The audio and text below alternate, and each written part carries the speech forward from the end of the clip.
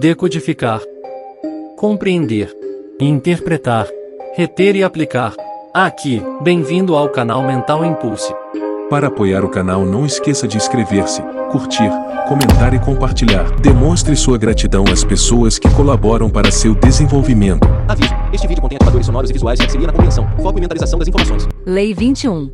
Faça-se de otário para pegar os otários. Pareça mais bobo do que o normal julgamento.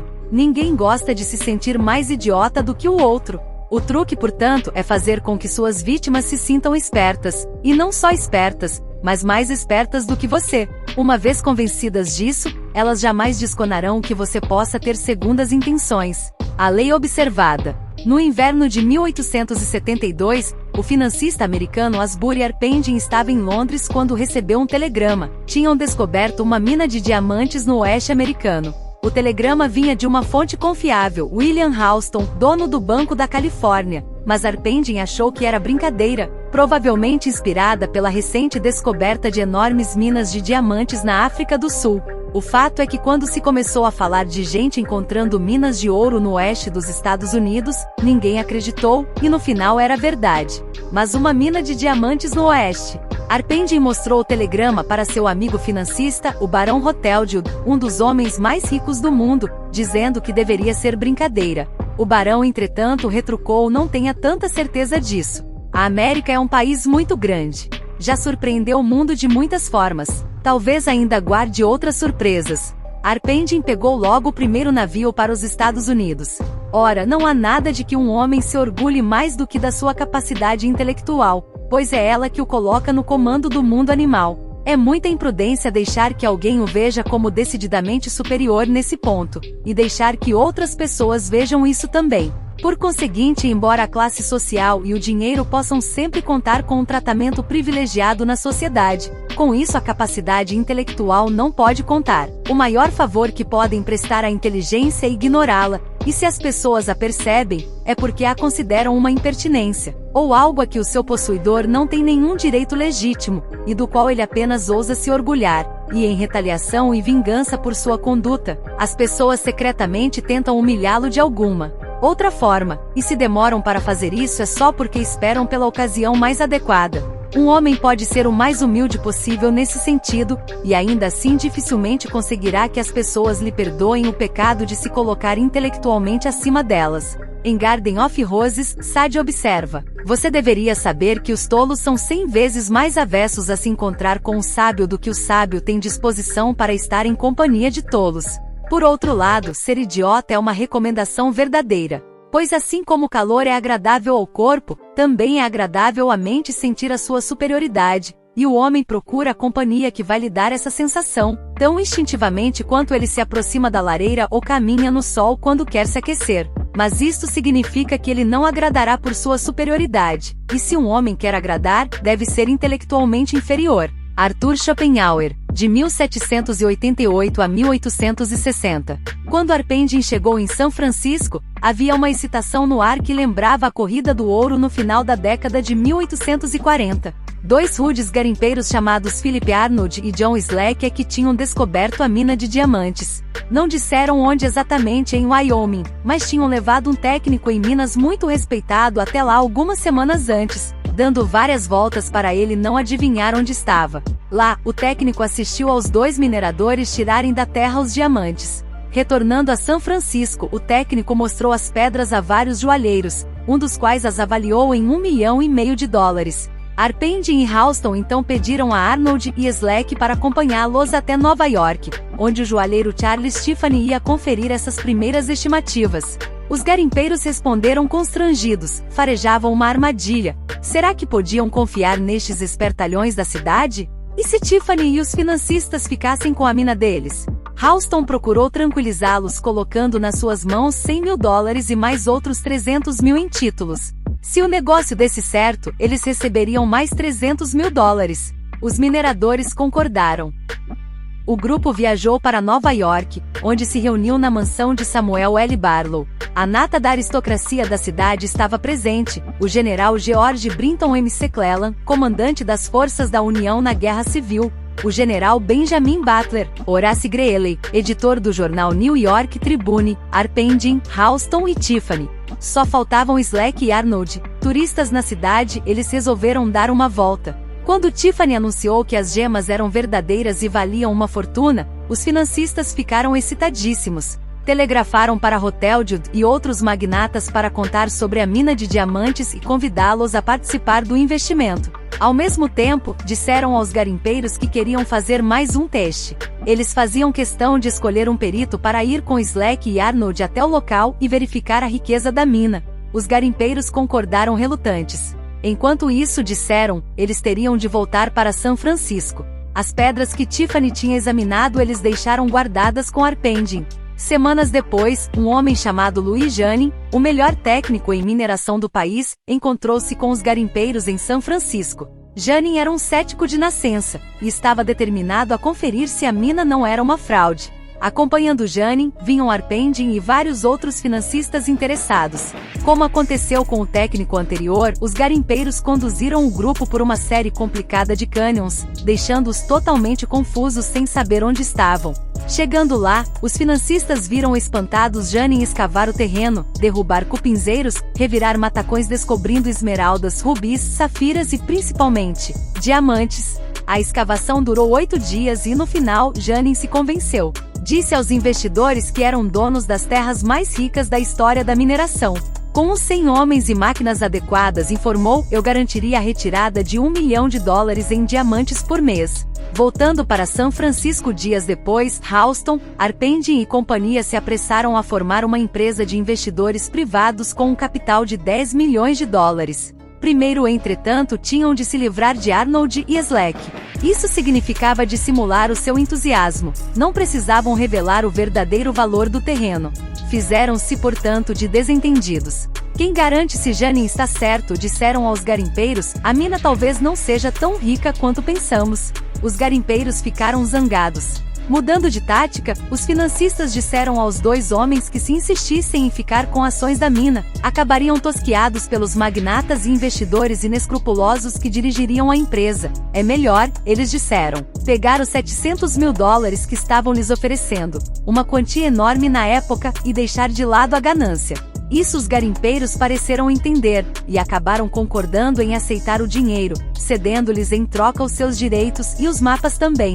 As notícias sobre a mina espalharam-se rapidamente. Garimpeiros chegavam de todas as partes de Wyoming. Enquanto isso, Arpengin e o seu grupo começaram a gastar os milhões depositados pelos investidores, comprando equipamentos, contratando os melhores profissionais dessa área e decorando escritórios luxuosos em Nova York e São Francisco.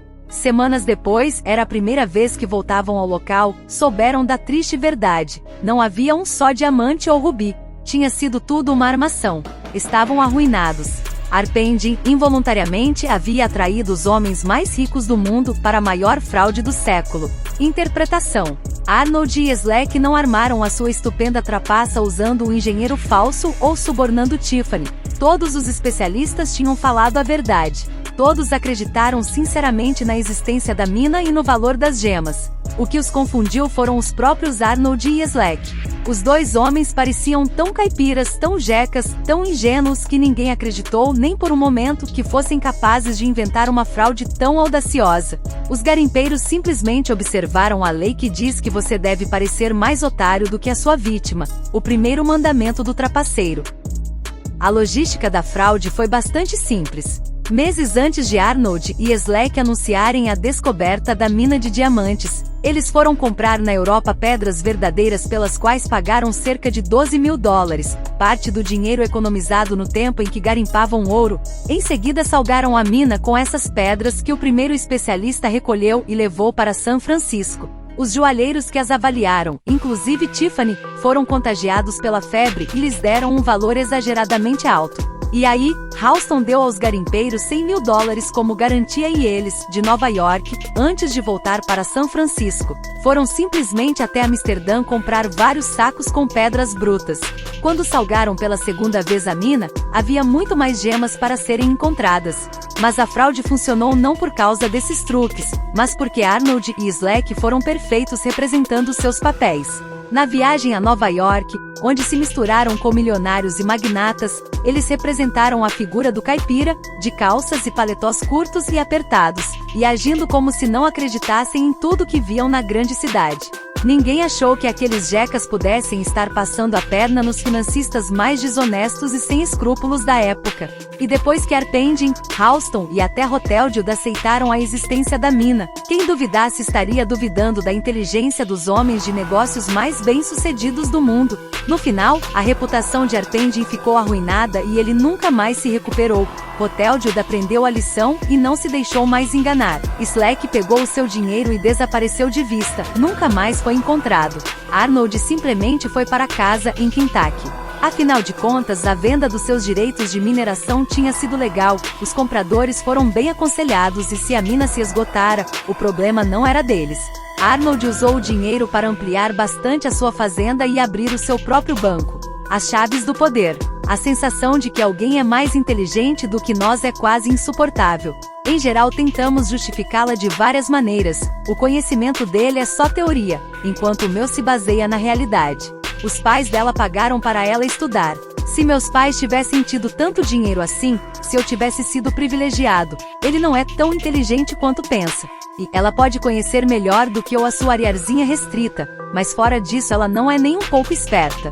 Até Einstein era um idiota quando não se tratava de física. Visto que a ideia de inteligência é tão importante para a vaidade da maioria das pessoas, é importante não insultar ou impugnar jamais, inadvertidamente, o poder do cérebro de uma pessoa. Esse é um pecado imperdoável. Mas se você conseguir tirar vantagem desta regra, ela abrirá para você todas as portas para a fraude. Subliminarmente assegure as pessoas de que elas são mais inteligentes do que você, ou mesmo que você é um tanto bronco, e vai conseguir fazer delas o que você quiser. A sensação de superioridade intelectual que você lhes dá afrouxará as suas desconfianças. Em 1865, o conselheiro prussiano Otto von Bismarck queria que a Áustria assinasse um determinado tratado. Esse tratado era totalmente a favor da Prússia e contra os interesses da Áustria, e Bismarck teria de lançar mão de estratégias para convencer os austríacos. Mas o negociador austríaco, Conde Blomme, era um ávido jogador de cartas. Seu jogo preferido era o 15, e ele costumava dizer que podia julgar o caráter de um homem pelo seu estilo de jogar. O prussiano mais tarde escreveria: "Foi a última vez que joguei 15. Fui tão imprudente que todos ficaram atonitos. Perdi vários thalers, a moeda da época, mas consegui enganar a Blomme, porque ele achou que eu era mais irresponsável do que sou na verdade, e recuou." Além de parecer afoito, Bismarck também se fez de ignorante e tolo, dizendo coisas absurdas e se pavoneando com um excesso de energia nervosa. Tudo isso fez Blomme achar que ele tinha informações valiosas. Ele sabia que Bismarck era agressivo, o prussiano já tinha essa fama, e o modo como jogava confirmava isso. E homens agressivos, Blomme sabia, podem ser tolos e imprudentes. Por conseguinte, na hora de assinar o tratado, Blomme achou que estava levando vantagem. Um tolo afoito como Bismarck, ele pensou, é incapaz de calcular e enganar a sangue frio, por isso só olhou o tratado de relance antes de assinar, não leu as letrinhas miúdas. Assim que a tinta secou, um alegre Bismarck exclamou na sua cara: "Ora, pensei que eu não fosse encontrar um diplomata austríaco disposto a assinar esse documento." Os chineses têm um ditado: vestir a máscara do porco para matar o tigre. É uma referência a uma antiga técnica de caça em que o caçador se cobre com a pele e o focinho de um porco, e sai grunhindo. O poderoso tigre pensa que um porco vem chegando, deixa-o se aproximar, saboreando a perspectiva de uma refeição fácil. Mas é o caçador quem ri por último. Mascarar-se de porco funciona muito bem com quem, como os tigres, é muito arrogante e seguro de si. Quanto mais eles acham que é fácil apanhar você, mais facilmente você vira a mesa. Este truque também é útil se você for ambicioso, mas ocupa uma posição inferior na hierarquia. Aparentar ser menos inteligente do que é, até meio tolo, é o disfarce perfeito. Pareça um porco inofensivo e ninguém acreditará que tem ambições perigosas. Podem até promovê-lo, pois você parece tão agradável e subserviente. Cláudio, antes de se tornar imperador de Roma, e o príncipe da França que mais tarde se tornou Luís XIII usavam esta tática quando seus superiores desconfiavam de que tinham pretensões ao trono. Bancando os tolos quando jovens, eles foram deixados em paz. Quando chegou a hora de atacar e agir com vigor e decisão, eles apanharam todos desprevenidos. A inteligência é a qualidade óbvia para ser minimizada. Mas por que parar por aí? Gosto e sofisticação estão no mesmo nível da inteligência na escala das vaidades. Faça as pessoas se sentirem mais sofisticadas do que você e elas baixarão a guarda. Como Arnold e Slack sabiam, um ar de total ingenuidade funciona às mil maravilhas.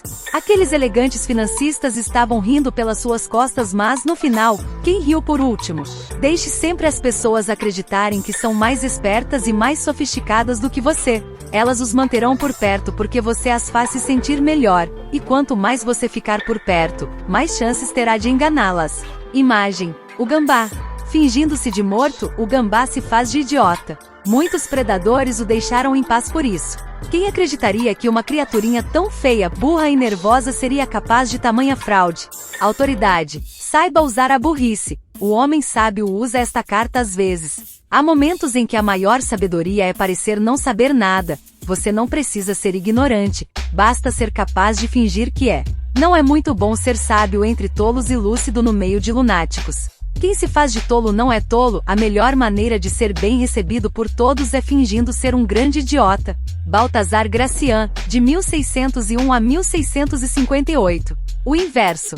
Raramente vale a pena revelar a verdadeira natureza da sua inteligência. Você deve criar o hábito de minimizá-la sempre. Se as pessoas inadvertidamente ficarem sabendo da verdade, que você é mesmo mais esperto do que parece, vão admirá-lo ainda mais por ser discreto e não ficar se exibindo. No início da sua ascensão, é claro, você não pode bancar um idiota. É bom deixar que seus chefes saibam sutilmente que você é mais esperto do que os seus concorrentes. À medida que você for subindo, entretanto, tente brilhar menos. Existe, no entanto, uma situação em que vale a pena fazer o contrário, quando você pode encobrir uma trapaça demonstrando inteligência. Quando se trata de esperteza, como na maioria das coisas, o importante são as aparências. Se você parece ter autoridade e conhecimento, as pessoas acreditarão no que você diz. Isto pode servir para livrá-lo de uma enrascada. Certa vez, o marchand Joseph Duven estava numa festa em Nova York, na casa de um magnata a quem acabará de vender um quadro de Durer por um preço altíssimo. Um dos convidados era um jovem crítico de arte francês que parecia extremamente culto e seguro de si. Querendo impressioná-lo, a filha do magnata lhe mostrou o Durer, que ainda não estava pendurado na parede. O crítico estudou alguns minutos, depois disse: "Sabe, não acho que isso seja um Durer." Ele seguiu a jovem quando ela foi correndo contar para o pai. "Sabe, meu jovem, que pelo menos uns 20 especialistas em arte, aqui na Europa, foram consultados também e disseram que o quadro não é autêntico? E agora você cometeu o mesmo engano." O seu tom confiante e o ar de autoridade intimidaram o francês, que se desculpou pelo erro. Duven sabia que o mercado de arte estava inundado de fraudes, e que muitos quadros tinham sido falsamente atribuídos a antigos mestres. Ele fazia o possível para distinguir o verdadeiro do falso, mas, no afã de vender uma obra, com frequência exagerava sua autenticidade.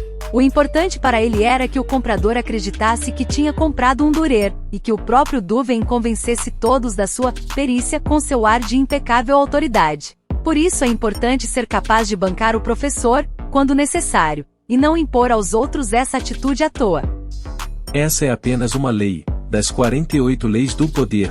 Para ver as outras 47, acesse nossa playlist, As 48 Leis do Poder, Robert Greene, para sua evolução mental. Para apoiar o canal, não esqueça de inscrever-se, curtir, comentar e compartilhar. Demonstre sua gratidão às pessoas que colaboram para seu desenvolvimento.